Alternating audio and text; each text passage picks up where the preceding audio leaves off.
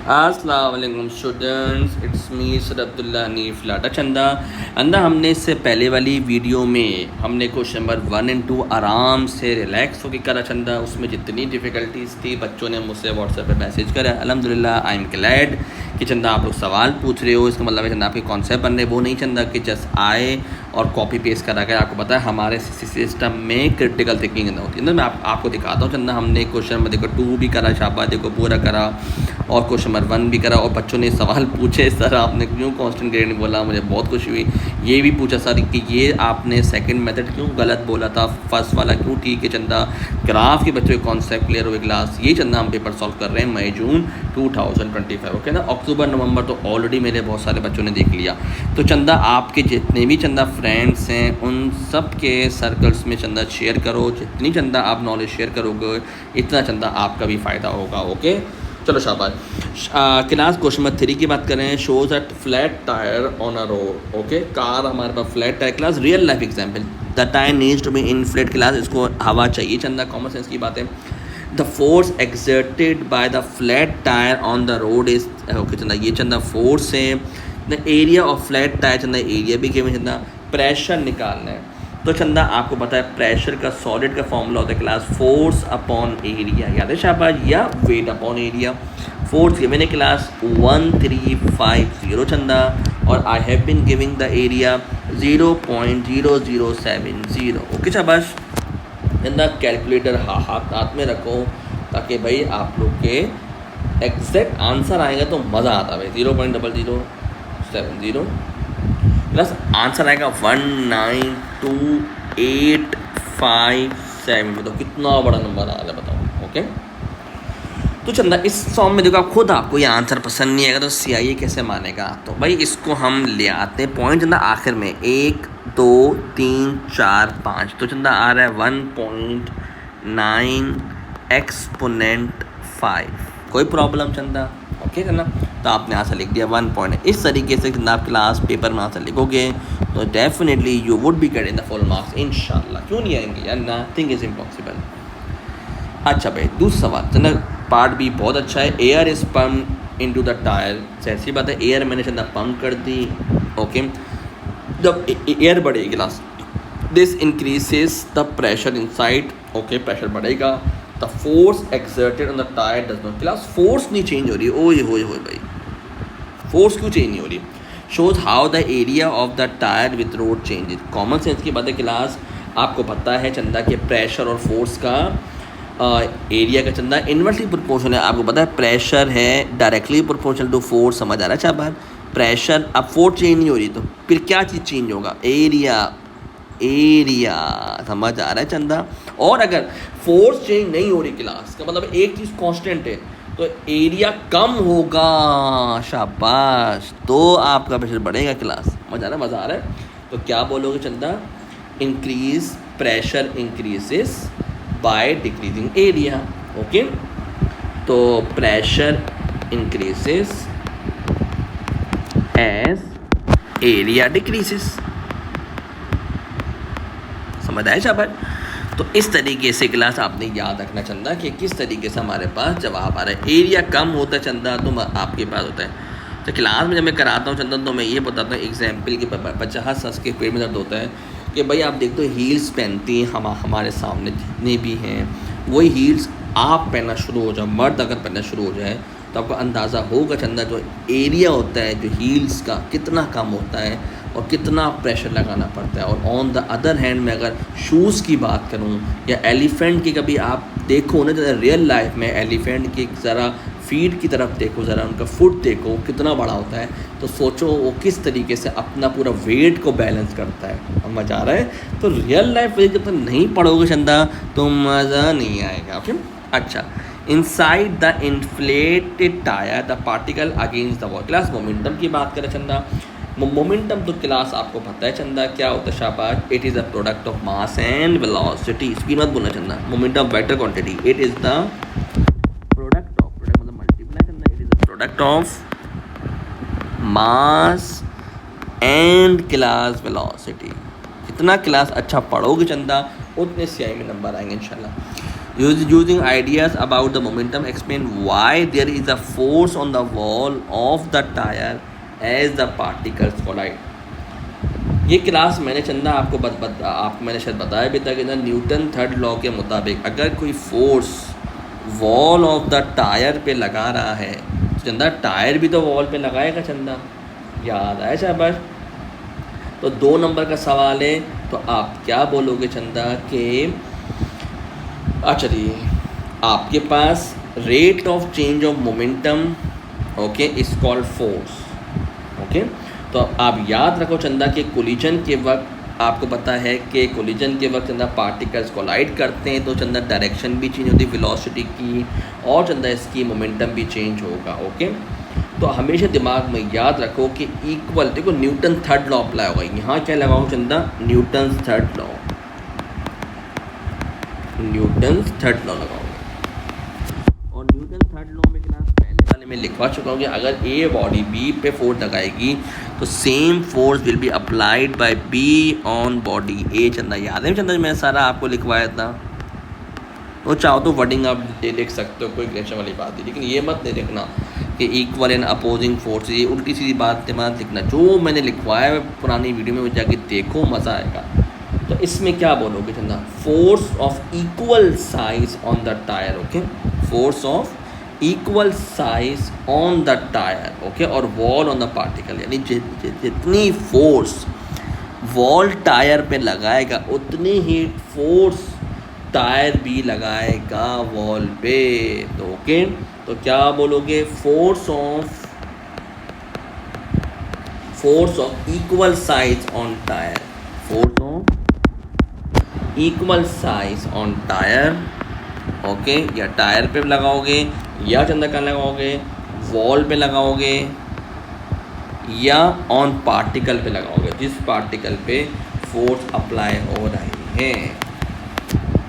मजा आया कॉन्सेप्ट भाई, जब फोर्स की वजह से मोमेंटम चेंज होता है। क्लास फॉर्मूला याद रखो, momentum is being change by applying the force, ये बोलना जरूरी। अगर फॉरवर्ड फोर्स लगा रहा है तो बैकवर्ड फोर्स लगेगी, दिमाग में रखने बहुत से सवाल चाहिए। As a car move the temperature of the tyre increase हो रहा है, the increase in the temperature causes an increase in the pressure. Using idea about particle why pressure increase, class ये बोल रहा है प्रेशर क्यों इंक्रीज होगा। भाई जब टेम्परेचर बढ़ेगा, क्लास आपको पता है चंदा कि temperature directly proportional to pressure, ये भी प्रेशर लॉ पढ़ा हुआ है ना आपने, टेम्परेचर बढ़ेगा तो प्रेशर भी बढ़ेगा। क्यों भाई, मोर कोलिजन पर सेकंड होगा ना चंदा। पहली बात है कि पार्टिकल्स गेन काइनेटिक एनर्जी, क्या बोलोगे चंदा, पार्टिकल्स गेन, क्या करेंगे, पार्टिकल्स गेन काइनेटिक एनर्जी, पहला पॉइंट। ओके, तो जिसकी वजह से दे हैव हायर स्पीड, जब मोमेंटम आएगा यानी कि एनर्जी गेन होगी तो उनके दरमियान पार्टिकल जब हायर स्पीड या वेलोसिटी बोल दो भाई, डायरेक्शन भी तो चेंज होगी। जब हायर स्पीड होगी तो क्या होगा, मोर कोलिजन पर सेकंड होगा ना चंदा, मोर कोलिजन्स पर सेकंड होगा। जब मोर कोलिजन पर सेकंड होगा तो क्या होगा, वॉल को ज़्यादा तेज़ी से हिट करेगा और larger change in the momentum per second, larger change in the momentum per second, इतना ज़्यादा मोमेंटम चेंज होगा। ओके, तो इस तरीके से आपके पास प्रेशर चेंज होगा चंदा। मज़ा आ रहा है, तो कितने बड़े बड़े सवाल हैं और कितने ज़बरदस्त सवाल है, आप देखो कितना कॉन्सेप्ट है इस टॉपिक में। बच्चा बहुत फंसता है प्रेशर में, देखो कि कितना डिटेल वाइज लिखोगे, कॉन्सेप्चुअल वाइज लिखोगे चंदा, 2 नंबर देगा ना CIE। खाली मार्किंग स्कीम भी छापते रहोगे तो फिर सुभान अल्लाह ही होगा। अब भाई क्वेश्चन नंबर 4 में क्या बोल रहा है आपके पास चंदा, A sound wave from a vibrating tuning fork is displaced on an oscilloscope। आपको पता होना चाहिए कि साउंड वेव कैसे प्रोड्यूस होती है। अगर सोर्स ही ना हो तो क्या साउंड वेव होगी, सोचो। ये सब लेक्चर के सवाल है। ओके, पढ़ोगे तो मज़ा आएगा भाई, सबसे बात है भाई। ये ट्यूनिंग फॉर के वाइब्रेशन आगे, ये देखो ना फॉरवर्ड की जगह इसको जूम करो चंदा, तो ये फॉरवर्ड और ये बैकवर्ड जा रहा है, डायरेक्शन ऑफ मोशन की बात कर रहा है Chanda. Describe the motion of the air particle as the sound wave passes from tuning fork to the microphone तक जाने के लिए किस तरीके से। अब आपको पता है साउंड वेव्स, आपको पता है लॉन्गिट्यूडनल है भाई, मेरे बच्चों को पता है साउंड वेव्स के चंदा लॉन्गिट्यूडनल है, तो particles move forward and backward. Okay, तो आप क्या बोलोगे हमेशा चंदा कि ऑसिलेशन और या vibration is in the direction of the wave travel. Okay, तो क्या बोलोगे चंदा, ऑसिलेशन, ओके, ऑसिलेशन या vibration is in the direction of travel, जिस तरह मोशन का ट्रैवल होगा, यानी parallel to the direction of motion, जो बोलना चाहो is the direction of oscillation is in the direction of the oscillation is in the direction of the wave, जिस तरफ Chanda parallel to the direction of wave बोल दो, आपकी मर्जी में जो आप बोलना चाहो। और आपको पता है चंदा के जो साउंड वेव्स क्या होती चंदा, साउंड वेव्स में हमारे पास it is a longitudinal waves, longitudinal waves जिसकी motion vibration forward and backward होती है, and it consist of, class 2 number के ना थी, थोड़ी सी हमें क्लास डिटेल देनी पड़ेगी। It consist of compression, molecules करीब करीब आते हैं चंदा, एंड रियरफेक्शन। समझ आया चंदा? तो इस तरीके से आप डिटेल लिखोगे चंदा, रियरफेक्शन, ये मॉलिक्यूल्स करीब कब आते हैं, कब प्रेशर ज़्यादा होता है चंदा, कब प्रेशर कम होता है। ओके, मजा आ रहा है, शाबाश।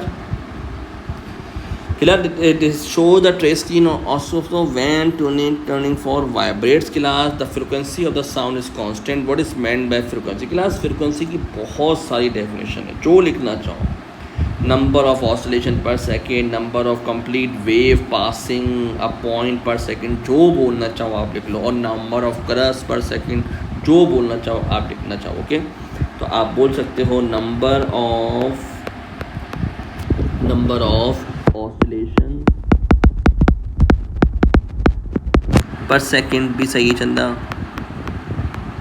Okay, number of wavelength, number of complete wavelength, number of complete wavelength मतलब distance. Okay, complete wavelength passing a point. Okay, passing a point, passing a fix point भी बोल सकते हो, passing a fix point per second, जो बोलना चाहो, सारी definition class सही है। फ्रीक्वेंसी अब क्लास ये सवाल थोड़ा ट्विस्ट है, इसमें बच्चा मोस्टली मिस्टेक करता है, बता रहा हूँ मोस्टली मिस्टेक करता, लेकिन मेरा बच्चा नहीं करता, ये याद रखो, मेरा बच्चा नहीं करता, उसको पता है सर कितनी डिटेल में जाते हैं जिसकी कोई हद नहीं है। By the trace shown in the figure 4.2 is produced time given a class the frequency of the sound wave। चलो पहले गलत तरीका सिखाता हूँ, जो बच्चा पहले लगाता है गलत तरीका, ताकि मैं देखो हर चीज़ आपको समझा रहा हूँ भाई। उस बच्चे को ये फॉर्मूला याद होता है, फ्रिक्वेंसी बराबर होती है 1/टाइम पीरियड। ओके, ये तो आपको याद होगा।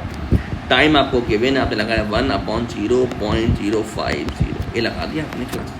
अभी बच्चा खुशी खुशी लगा के आया है, और आप अपने दोस्तों में से पूछोगे, उन सबों में से जब वो ये वीडियो देखेंगे तो they are going to identify, sir oh my God हमने क्या मिस्टेक कर दी यार, काश हमें बता देते तो हमसे ये चंदा मिशन। अब ये बच्चा लगा के आएगा और ये जवाब लिख के आता है, अल्लाह के वलियों बता रहा हूँ, और ही इज़ सो कॉन्फिडेंट, और may be she is so confident कि सर आई एम राइट और आई वॉज राइट।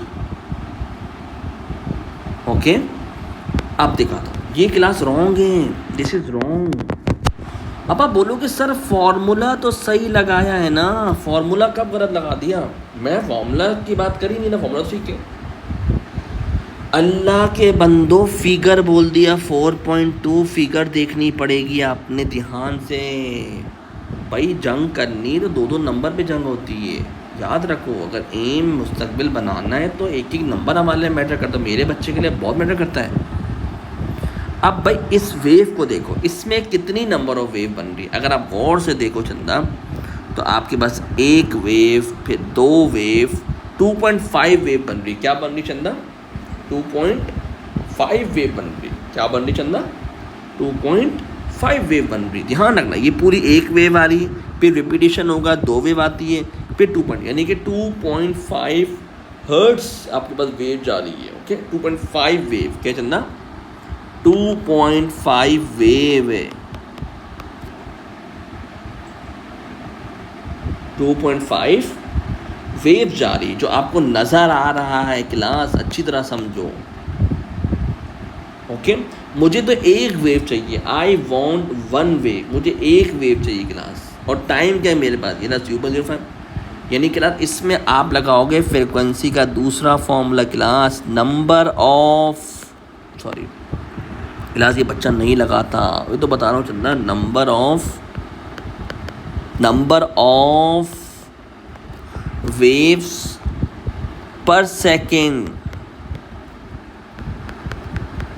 वेव कितनी है? 2.5 है, और टाइम क्या है? 0.050। ये तो समझा रहा हूँ अल्लाह के बंदों के सवाल इतने कॉन्सेप्चुअल होते हैं कि बहुत मज़ा आता है। अब ये क्लास एग्जैक्ट आंसर है पेपर में। आंखें खुली, ये समझाने की कोशिश करता हूँ भाइयों।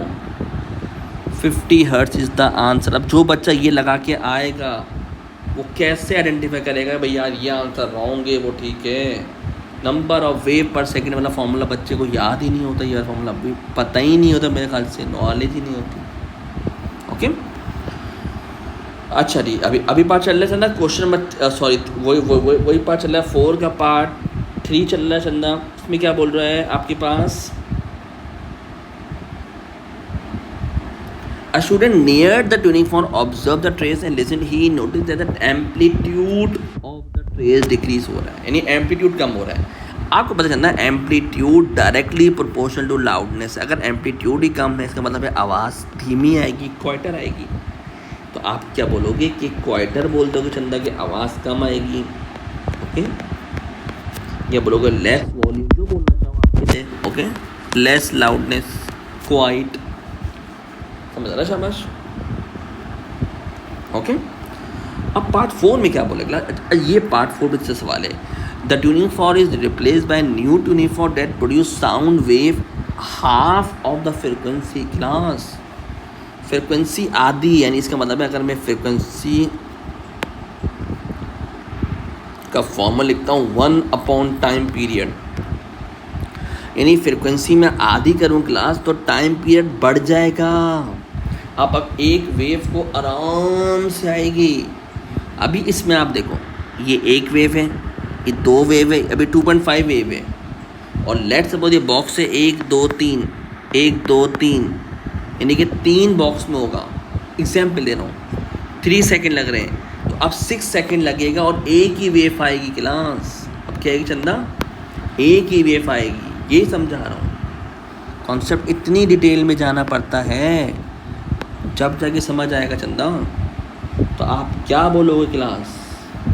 फ्रिक्वेंसी हाफ हो रही है तो अब एक कंप्लीट वेव बनेगा। एम्पलीट्यूड क्या चंदा? एम्पलीट्यूड कोई कम नहीं हो रहा है, यानी कि हाइट वही रहेगी। हाइट क्या चंदा? ये होता है एम्पलीट्यूड, सॉरी ये होता है चंदा एम्पलीट्यूड। सब बताया हुआ है क्लास। ओके, ये होता है एम्पलीट्यूड। हाइट तो नहीं चेंज होगी। फ्रिक्वेंसी की जो आपके पास कम हो रहा है तो टाइम पीरियड बढ़ जाए क्लास। तो आराम से वेव बनाना क्लास।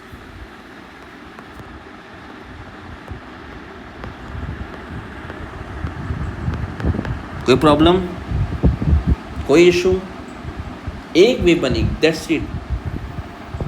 1 कंप्लीट ऑसिलेशन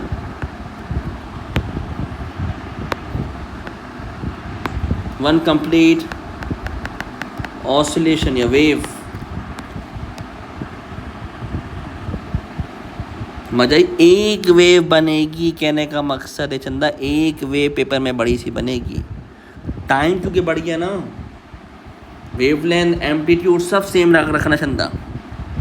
ओके अच्छा ठीक है।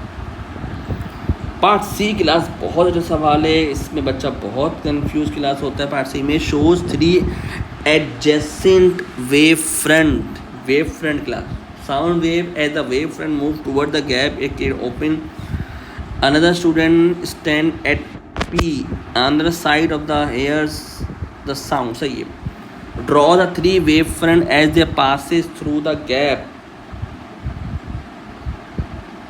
अब क्लास आप देखो कि गैप जो है वो कम है। जब गैप कम होता है तो आपको पता है सर्कुलर वेव फॉर्म बनेगी, यानी कि कर्व वेव फ्रंट बनेगी। क्या क्या बनेंगे चंदा?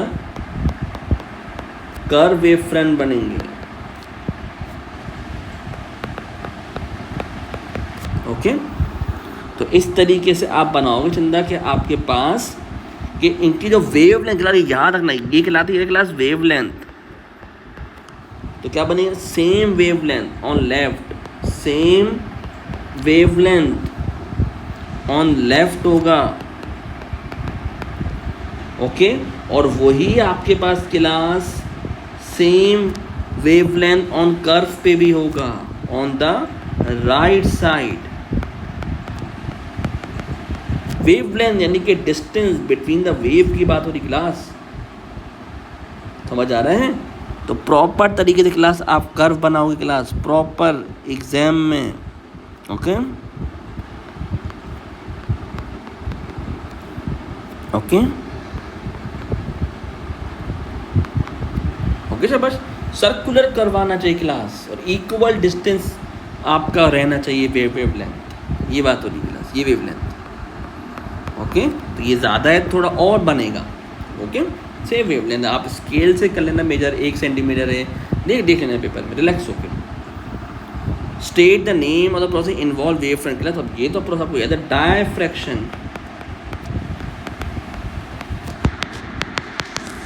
कोई प्रॉब्लम? तो क्लास आज हम लोग ने 2 सवाल करे चंदा, क्वेश्चन नंबर 3 करा चंदा और क्वेश्चन नंबर 4 कर आपके सामने, ताकि मेरे स्टूडेंट को समझ आए किस तरीके से पेपर अटेम्प्ट करते हैं। ये चंदा टेक केयर, अल्लाह हाफ़िज़।